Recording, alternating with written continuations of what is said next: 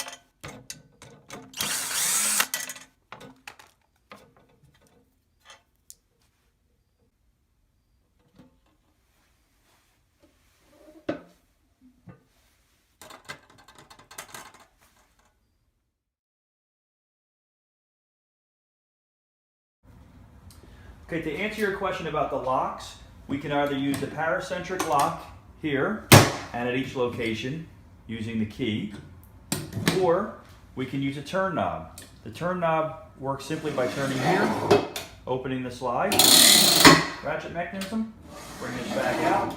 It also stops at each location.